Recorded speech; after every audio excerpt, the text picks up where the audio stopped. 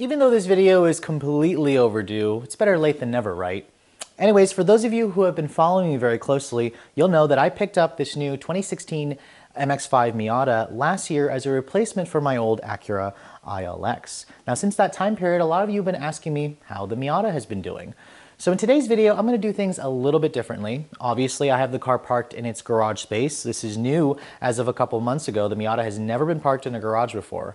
And I'm going to go over from an owner's perspective what it's like to live with an impractical two-seater roadster as your daily driver. So for those of you who are interested in picking one of these up, stay tuned and enjoy the show.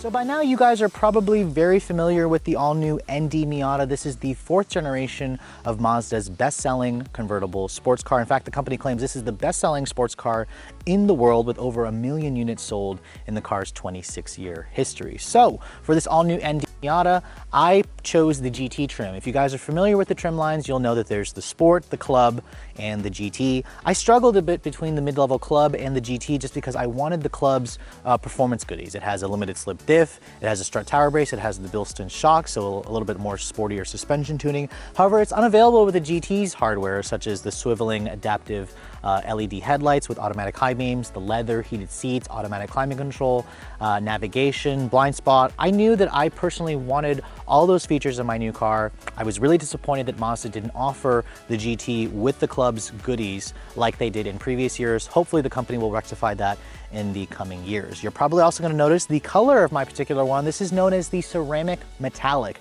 Now Mazda likes to call this a silver color, which to me, in this light, it doesn't look silver. And that was the one thing I really liked about this car is the color is it changes its shade of color depending on the light conditions. Now, sometimes it looks light gray, sometimes it looks white like right now. And then sometimes I guess it kind of looks a silverish gray, but I never really thought this car was silver. I personally don't like silver cars. I probably would never own one. So it kind of annoyed me when Mazda called this a silver car. Mazda actually offers this car in 3 different whites. I kind of hope that the company changes or updates their color palette in the coming years. I'd like to see a nice bright blue. I'd like to see a green. I'd like to see a yellow or an orange. I mean, this is a sports car. The colors are definitely conservative. The brightest color you can get is their Soul Red, which to be honest, I didn't choose the red is because they kind of overhyped the red and showed the red a little too much when this car first came out.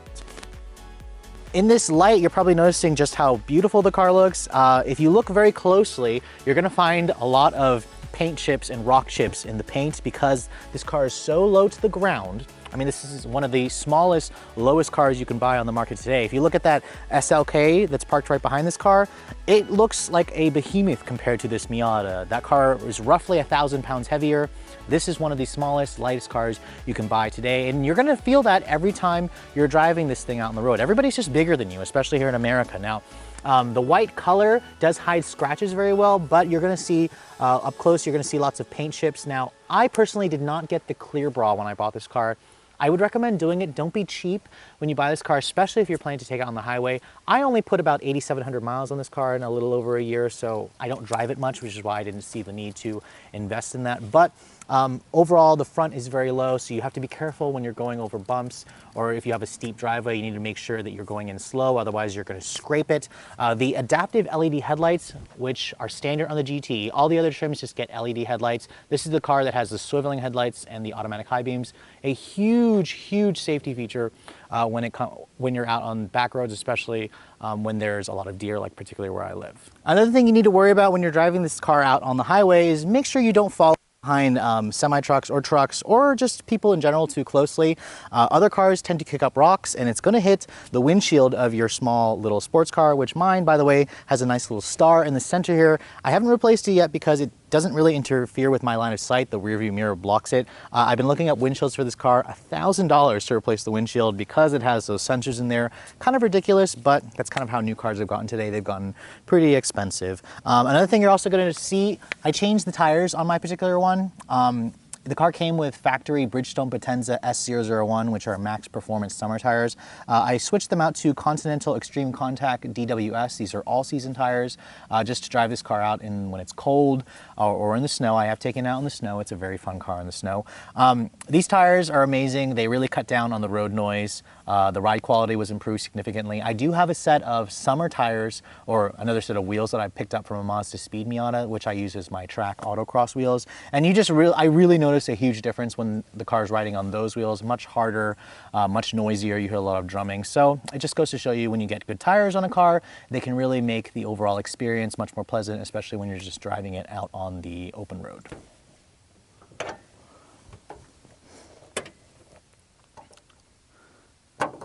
So taking a peek underneath the hood, you'll be surprised to see that I haven't actually done a thing to this car's engine compartment, which may or may not change. This is actually the first new car that I see myself keeping for a long time, just because it puts a smile on my face every day. But you're probably going to notice it's an all-new engine. It's a 2-liter Skyactiv direct injection 4-cylinder with high compression. This is an all-new motor, completely different from the 2-liter you found in the NC. Not a 1.8 or a 1.6 like the NA Miata. The Miatas haven't had that since the NC came out. Now this is essentially the same motor in the Mazda 3. The orientation, of course, is flipped longitudinally. This is a rear drive car. It has an aluminum intake manifold, so the engine actually looks very pretty. It looks very mechanical. You just don't notice that with motors today. Now the numbers: 155 horsepower, 12 less than the NC Miata, 148 pound-feet of torque, which is like 8 more pound-feet of torque versus the old one. You really feel that torque bump, along with the improved gearing of the 6-speed manual, like my particular one. I've driven the car with a 6-speed automatic. Don't do it. Don't buy the automatic. While it's a good transmission, it really just neuters the car. It makes it feel so much slower, which it is a lot slower. It just doesn't have that visceral feel, and that's the whole purpose of buying a Miata like this. Now the car weighs around 2,300 pounds. My tester does not have the limited slip diff, of course, but it does get out of its own way very nicely, and fuel economy is probably the thing that they improved the most for this generation. The car's rated at 27 in the city, 34 on the highway, 36 on the highway if you get the automatic.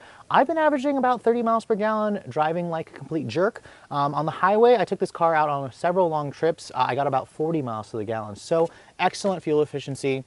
Small gas tank, only a 10.6 gallon gas tank, so I get only about 330 miles on a tank at most, but it's really cheap to fill up. I put premium in this car. It's recommended for premium. Don't be cheap. Don't put regular in this car. It honestly cost me 25 bucks to fill it up with gas sitting at around $2.70 a gallon for premium. So overall, fuel efficient, fun to drive, and quick enough for me.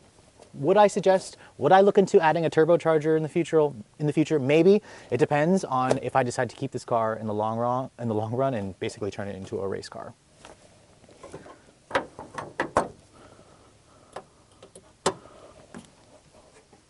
So at the rear of the Miata, you're going to notice the taillights. A lot of you have compared them to the first generation BMW Z3. Honestly, when I first bought this car, actually today I still get a lot of stares from BMW and Porsche drivers in their older Boxers or Z3 or Z4s. They just really like the look of this car. It still turns a lot of heads, even though the design's been on the market for a little over a year and a half now. Now, I added the color-keyed rear lip spoiler.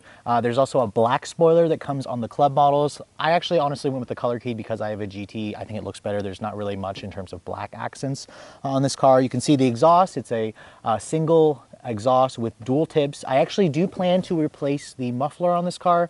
Flying Miata just came out with a Hush-O-Matic active exhaust. I do plan to add that. That's probably one of the first mods I'm going to do. I may also change the brakes and upgrade the calipers to 4-piston calipers, similar to the Brembo brake package that Mazda offers on the club model. Now, a lot of you probably don't realize this, at least if you don't own the car. There is a little trunk release here that you get when you get the Smart Access key. So all you have to do is keep the Mazda key fob on your person and then push this little hidden button here. It opens up the trunk.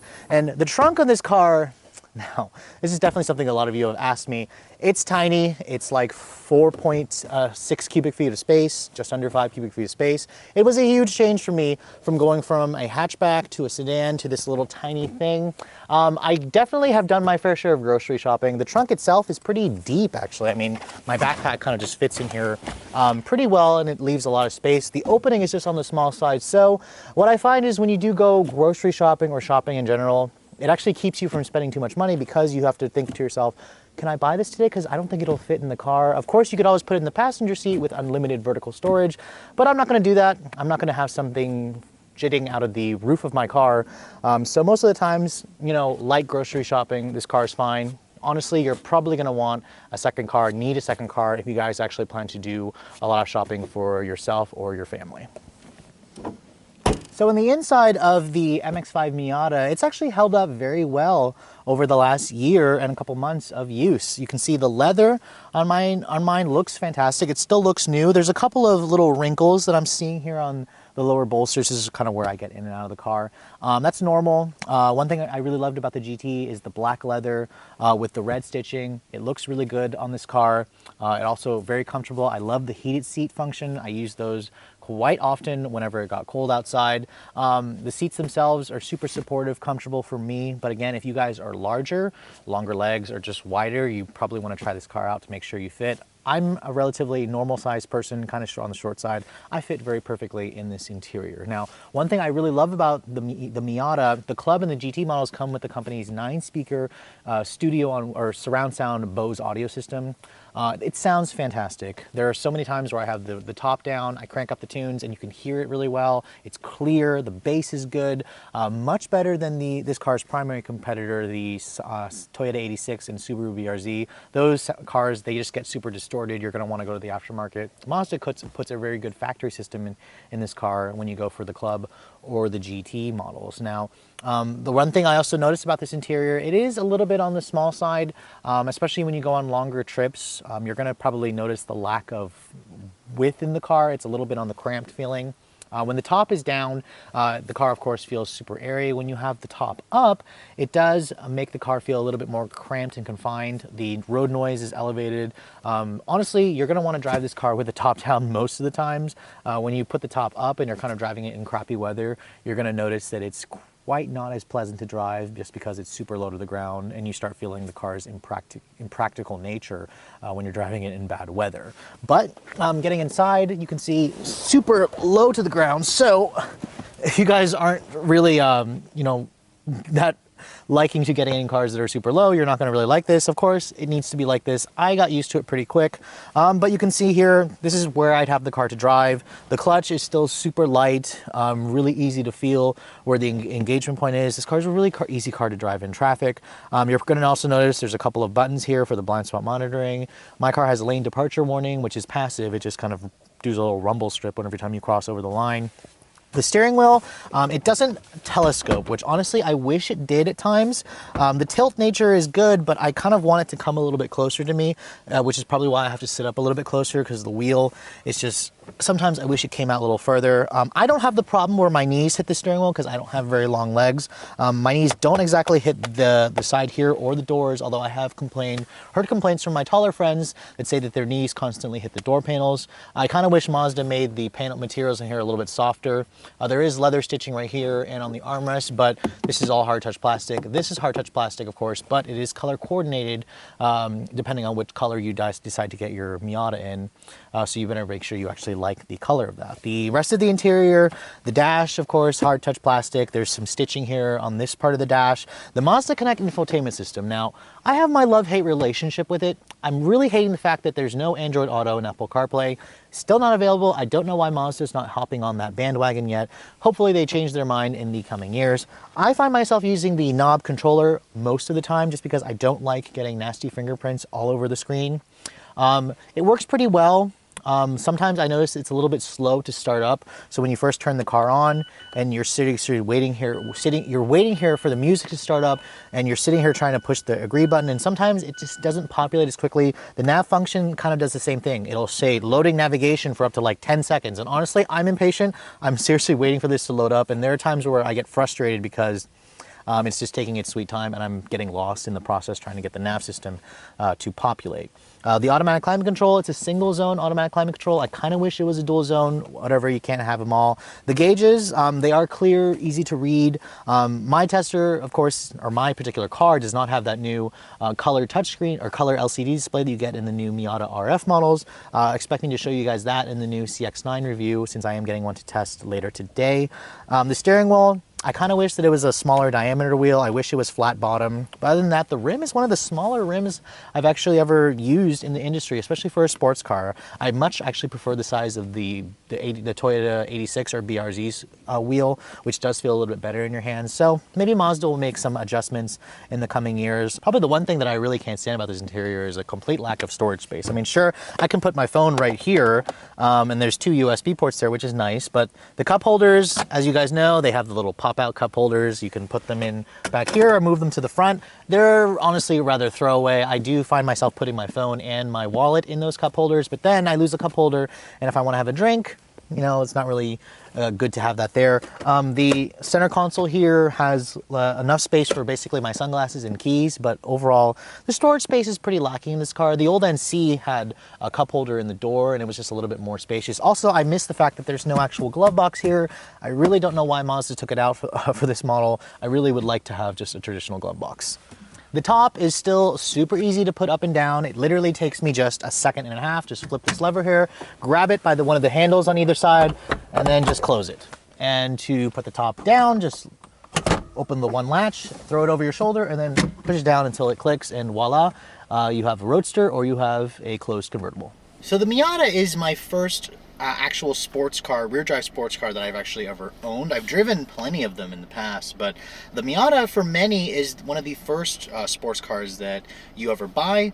The new one still delivers on the Miata philosophy of being lightweight, fun to drive, small, incredibly spirited in the corners. This new one doesn't exactly stray far from that Miata formula.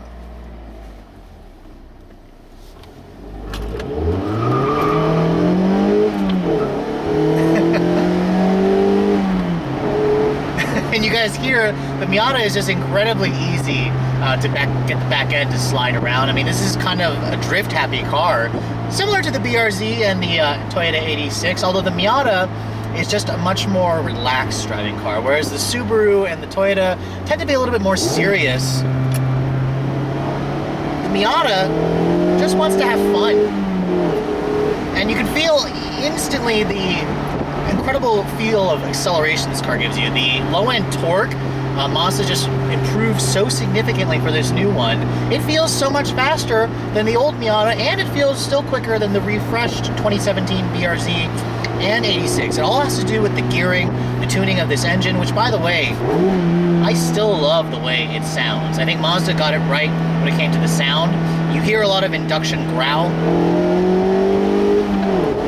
The only thing I wish it had was a little bit more of an exhaust bark, which I will be adding with that active exhaust. So expect me to show videos of that when I actually do get it installed on this car. But this car's still just an absolute blast to drive. It's just incredible.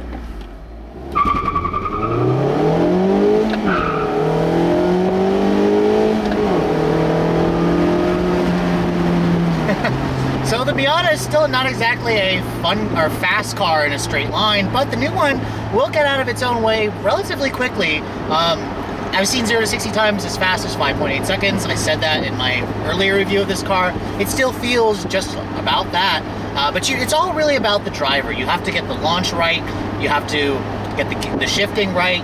So if you're not a really good driver, this car is not going to perform all that quickly in a straight line. I mean, honestly, yes, there are times where I feel like the car could use more power, especially on the highway where only 155 horsepower really means that I have to put my foot into it or I have to downshift a couple of gears. But really, with 6th gear being a 1-to-1, I don't find myself downshifting all that often to pass, although I do like hearing the noise that it makes when you do downshift. And just going through corners, this is all what the Miata is about, is going through some sharp corners. And this car's steering, although it is electric power steering assist, it is a lot lighter less feel than the old hydraulic system. I've gotten used to it pretty quick. Those of you who have complained that you don't like the steering, it's just because you're not used to electric power steering. This is still a really sharp, light effort steering, and the car just changes direction so quickly. I mean, you do feel the body lean with the wheel being so quick and direct.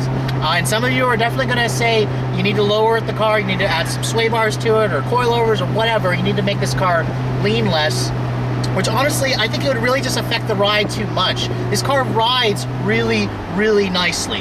I'm really impressed with ride quality, especially with these Continental DWS tires. It's just a really smooth, controlled, comfortable ride, especially considering how small the car is. You don't expect a small car to ride this well, but this car, I think, has a better ride quality than its main competitor, the BRZ and 86.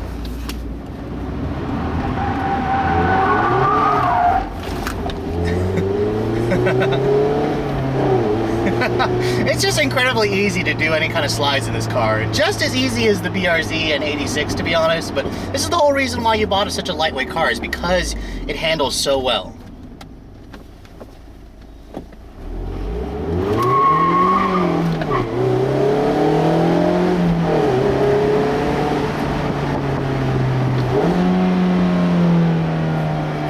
See, the Miata just dives right into corners. Oh, such a joy. Such an incredible joy, and there's a reason why this car still puts a smile on my face. Even though I can drive such nicer, faster cars, there's nothing like a super lightweight sports car like this. It literally just feels like a toy. The Miata's toy-like feel is what makes it so successful, and I really hope Mazda continues to build a car like this for years and years to come. But anyways, I want to talk about really quickly, because a lot of you always ask me, what do you think I'm going to replace this car with in the coming years? Honestly, I don't see myself replacing the Miata. If I was going to replace it, it would probably be with something, honestly, the only way I can go from this car is probably a Porsche, a Boxster. And you guys know that that car is literally twice the price of the Miata. So to me, this is the kind of car I see myself keeping for a long time, and possibly doing mods to it. You know, there's the reason why, you know, Miatas, they are such incredibly tunable cars. The aftermarket is so super available for this car. You can just find parts galore to change this and change that. And even though this car could use more power, I just find myself incredibly smiling every time I take this thing for a drive. And part of what makes the Miata such a joy is the incredibly short throw 6-speed manual transmission. I mean, Mazda likes to say it's the best transmission on the market.